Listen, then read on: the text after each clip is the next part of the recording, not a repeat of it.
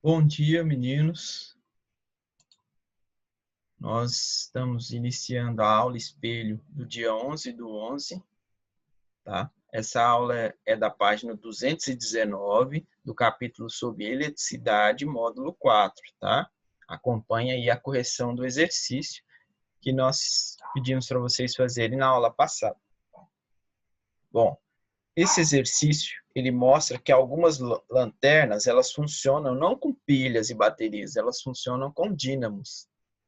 Dessa forma, elas não precisam de pilha ou bateria para funcionar. O modelo apresentado na fotografia ao lado, ele possui uma alavanca giratória, ou a alavanca aqui. Por meio do movimento giratório dessa alavanca, ele consegue transformar a energia mecânica do movimento em energia elétrica e acender a lâmpada. Bom, o dínamo representa qual tipo de gerador elétrico? Lembrando que só existem dois tipos de geradores elétricos: o gerador eletromecânico e o gerador eletroquímico. O dínamo, como ele é feito por movimento giratório e não baterias e pilhas, ele é chamado de gerador eletromecânico, viu, meninos? Então, anotem aí, é um gerador eletromecânico. Por quê? Porque ele é capaz de transformar a energia mecânica do movimento de girar a alavanca em energia elétrica, viu? E geradores eletromecânicos, eles são capazes de transformar a energia mecânica em energia elétrica. Cite outros tipos de geradores similares ao dínamo que existem, né?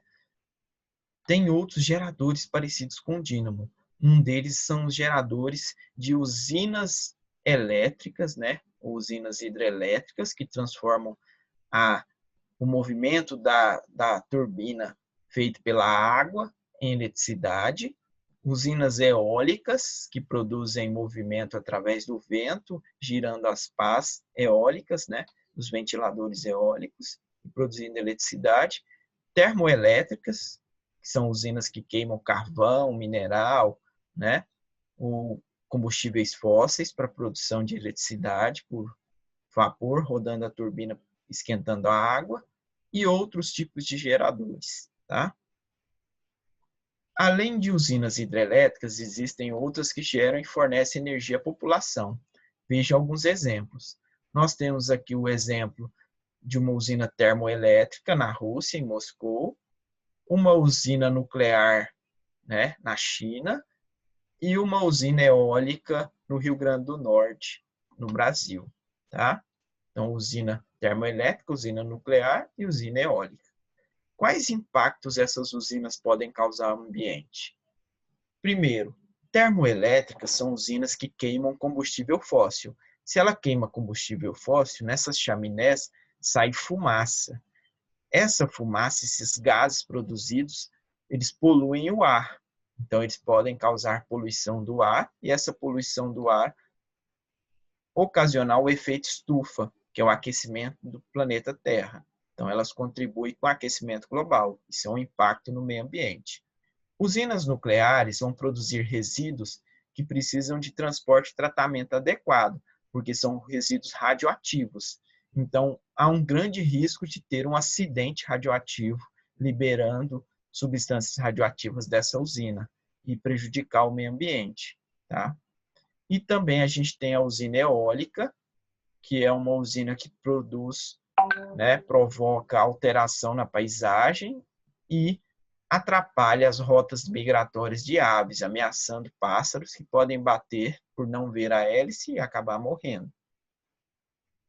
Veja as fotografias a seguir e complete a frase considerando o tipo de gerador produzidos pelos objetos. Na primeira aí, vocês vão ver que tem uma lanterna movida a duas pilhas alcalinas, né?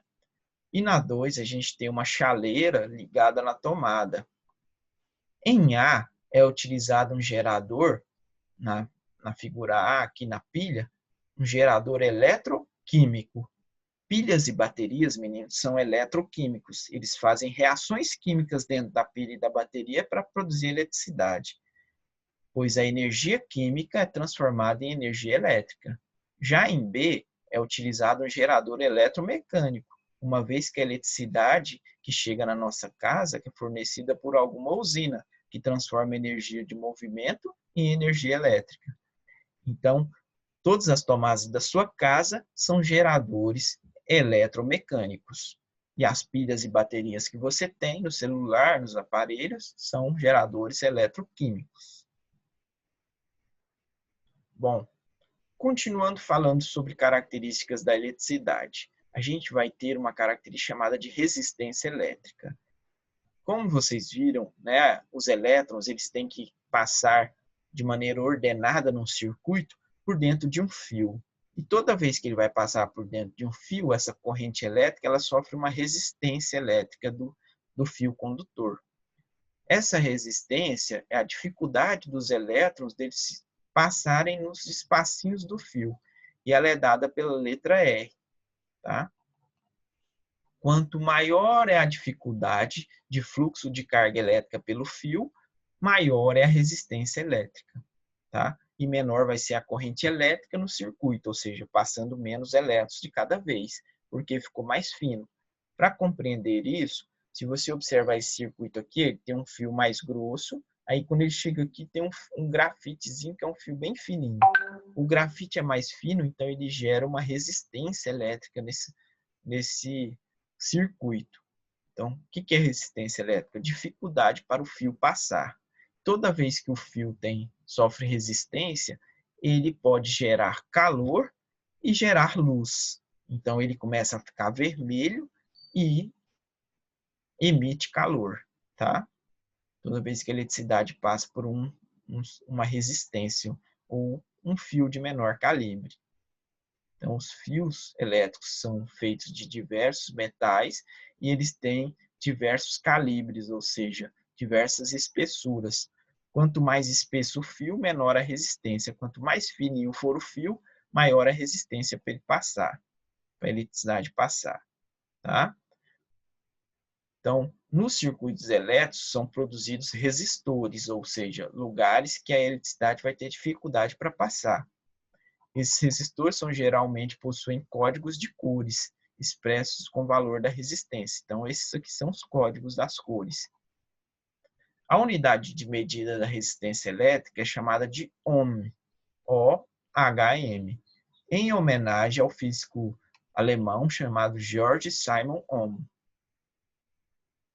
Ela é representada pela letra grega ômega, tá?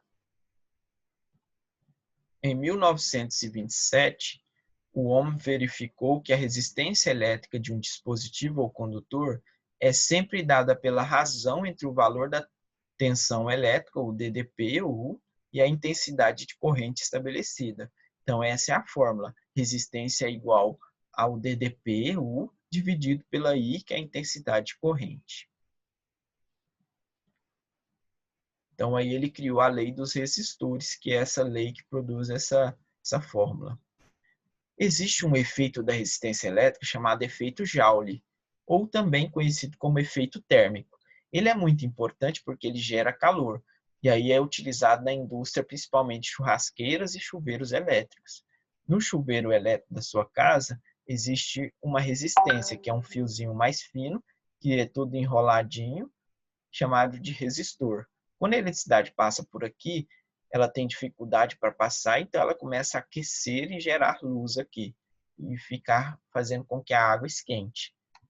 Então, o chuveiro elétrico funciona dessa forma. E existem botões de chaves aqui, ó.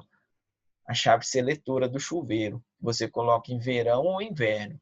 Quando você coloca no verão, a eletricidade só passa por essa primeira resistor aqui, ó. E aí a água fica morna. Quando você colocar no inverno, você desliga daqui e liga aqui, ó. A eletricidade vai sair de A, passar por esse resistor e passar por esse outro, chegando em C. Quando ela tem que passar por tudo isso aqui, ela esquenta muito mais a água, fazendo com que a água fique mais quente na posição inverno. Então, você só muda o resistor na hora que você trocar a chave seletora do chuveiro. A gente tem outro exemplo aqui de uso do efeito Joule, ou efeito térmico das resistências, que é o caso dos fornos elétricos. A eletricidade vem, passa por esse essa parte aqui que está incandescente, que é a resistência, ou seja, um fio mais fino que vai gerar calor e aquecer o forno. Bom, sobre potência elétrica. O que é potência elétrica?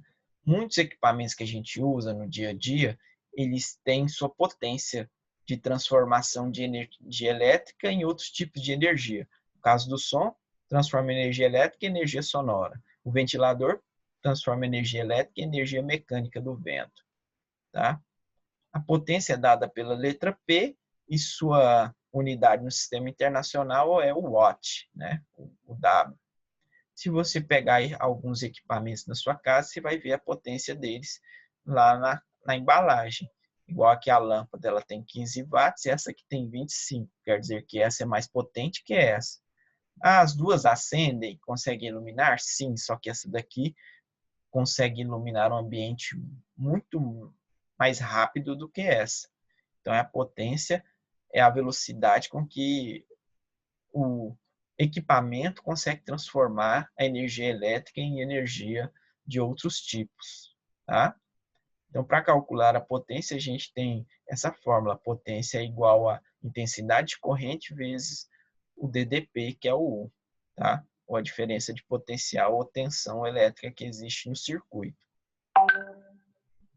Na próxima aula, a gente vai falar mais sobre esses temas, tá? E dar continuidade. Então, façam a leitura das próximas páginas e estudem para a nossa avaliação, que vai ser na próxima semana.